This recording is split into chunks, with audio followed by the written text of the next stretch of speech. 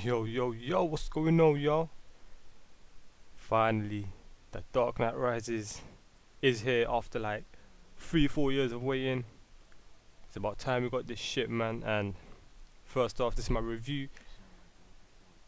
And if you ain't seen it, then bookmark this channel, subscribe, whatever. Go watch it and come back, man, cause I ain't gonna lie to you, there's gonna be a few spoilers in this review, cause I just wanna talk about this shit, you feel me? So first off, this movie was amazing. It was an amazing end to the trilogy, Christopher Nolan's trilogy. It's pretty amazing. It's pretty amazing. Compared to the last two Batmans, I'm not sure where this ranks because they're all just as good as each other. But here's the thing: I see most of these people reviewing this movie, right? And it seems that a lot of people don't seem to know the origins of Batman. They just seem to make their own opinions and they don't understand what Batman stands for. I mean, they don't know what goes on in the comics, and then I mean, I saw this review, right? I think it was what the flick or something. I don't know what it was, and this guy was like, this movie should have been more. He said this movie should have been more comical. He said it should have been more funny. There should be more comedy in it. I was like, what? He was like, this guy was like, you know what? I'm gonna put a link in the description just so y'all can see this stupid ass review.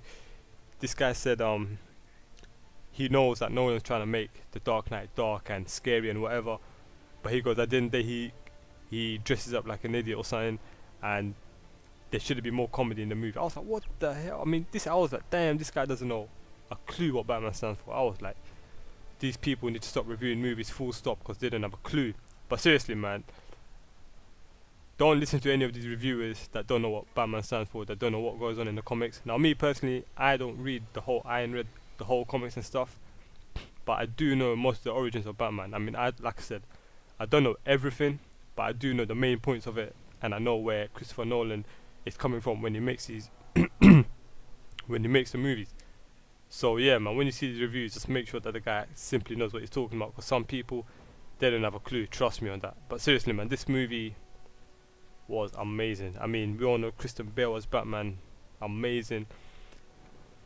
And then you had Tom Hardy, absolute beast of a character. My boy told me that he went nine months on a strict diet and plan just to get that freaking wedge.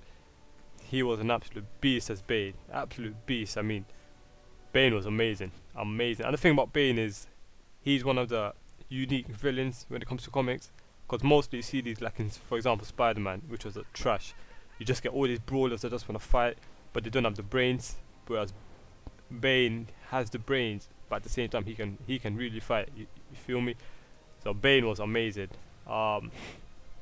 Catwoman, Selena Kyle, Anne Hathaway, uh, amazing. At first, before the movie came out, I was skeptical about how they're gonna portray Catwoman, because compared to how she is in the comics and compared to what they might do in the movies, you just feel a little bit skeptical. But the way they did Selena Kyle and Hathaway was amazing. I mean, if y'all don't know Catwoman, she's a thief. She's sexy. She's got the air. She's got everything. She's pickpocketing people. She's thieving. She's sly. She's got stealth, and that's exactly what they did in The Dark Knight Rises. The way they did Selena Kyle was amazing. Seriously, it was amazing. And then who else have we got? We got Talia al Ghul. Now that was a bit of a surprise when she revealed to Batman that she was Ra's al Ghul's son. I mean, Ra's al Ghul's daughter. That was a bit of a surprise to everyone in the cinema. Everyone was like shocked, man. Everyone was like looking at each other. But yeah, man, the characters in this movie was amazing. And then, now me, I watched this movie in IMAX. First off, if you ain't, this movie has to be watched in full IMAX. Trust me on that. IMAX was blown through the roof. I mean, my clothes were shaking, they were vibrating, man, when the sound was coming off. It was pretty amazing. It was amazing. But there's one scene on IMAX that just absolutely was amazing. The bit where all the cops of Gotham are beefing up, tearing up against all the villains, and then comes Batman and Bane face to face each other and they start beefing it. That is a moment to behold, because when they start beefing it out in the IMAX, oh my word, it was It was pretty amazing. It was amazing. Now, like I said, where it compares to the other Batman movies of Christopher Nolan's, I think first what has to go to The Dark Knight. I mean, there were just more epic moments in The Dark Knight compared to Rises. I mean, The Dark Knight was an absolute masterpiece.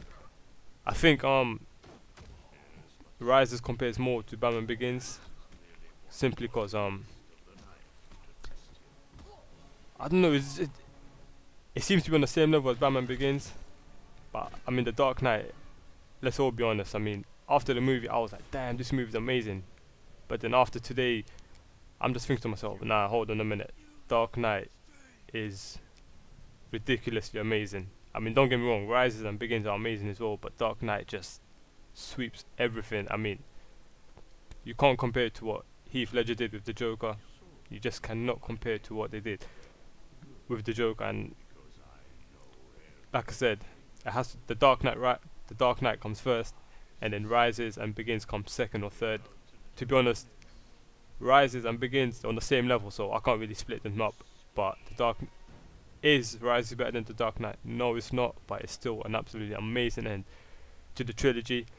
And is there gonna be? I mean, some people were. I mean, I was going on Twitter, right, and some people were like asking, like, why didn't they show how he escaped from that nuke bomb, whatever it was called? I mean, they didn't show how he escaped from it, but I mean, I knew he wasn't. I had that feeling at the end that there's no way they can kill off a superhero, no way. But one thing I will say is the reveal of Robin. Why would Nolan end with the reveal of Robin right at the end of the movie? I mean, why? Is he planning to make another one? Now, we all know he's come out and said that he's not making no more Batman movies, but at the end of the day, to end it with Robin, I'm not sure, man. That's a bit surprising. It's a bit surprising, and it leaves everything open to interpretation. I mean, if you wanted to end the trilogy, maybe you could have ended it without revealing Robin. But seriously, I was like talking to my boy. I mean, seriously, why did he end with Robin right at the end? I was like, come on, bruh. There has to be something going on. There has to be something going on after revealing Robin. I mean, why on earth would he end the trilogy by showing off Robin? I mean, why? I don't know. Only Nolan knows. Only Nolan knows. But at the end of the day, round of applause to. Seriously, round of applause to this trilogy, because it is the best trilogy out there. It pips just above the Lord of the Rings trilogy, but this is one not to be missed. It's amazing. It's got action, not as good as The Dark Knight, but it's still on the same level, and it's an amazing end to the trilogy. I hope Nolan carries on with more. I think there's so much to be told in the Batman universe. I mean, you've got the Riddler, you've got what's his name? You've obviously got Hugo Strange. I mean, there's just so much to go through when it comes to Batman. Seriously, there's so much. And one thing I will say about Rises, probably my only disappointment, which isn't really a disappointment, but the way they killed off Bane. I mean, one shot from the Batmobile or the motorbike, whatever it was called, and he's dead, man. I was like, I mean, when they first shot him out, I was like, nah, he's not dead. He's coming back, man. I mean, this guy's a beast.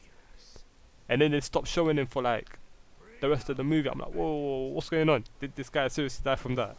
I mean, they should have made it more dramatic when Bane died, and because to be honest, let's all be honest, he was about to kill Batman. Next minute, rocket launcher, and that's it. That was the end of Bane. I mean, no, that's me. That's just my personal opinion. It don't really matter, but that's the way I see it. Maybe they should have done more with Bane's death. They should have made it more dramatic and more. No, but like I said, this, just to wrap things up, this trilogy was an absolute mind blower. And like I said, I hope Nolan carries on with more. But like he said, he's not going to be doing any more. So, and we all know how Hollywood works. When they see a movie that makes so much money, they'll release a new one straight away. So I'll be honest with you, y'all can expect a new Batman or a Batman reboot within the next 3 or 4 years. Me personally, I don't want to see a reboot. I want to see Nolan carry on, but like I said, y'all know how Hollywood work, man. They bring this shit out like a month. I ain't gonna swear, but seriously, Hollywood bring out these movies as soon as they see the money's rolling in, they're gonna bring out a reboot, man. And the thing is, the reboot. I mean, I think they should bring out a reboot like 10 years or something, 11 years later. Cause the thing is, after this trilogy, everyone has that vision of Christian Bale as Batman, as Morgan Freeman as Lucius Fox, Gary Oldman as I forgot what the officer's name was again, but you know what I'm talking about.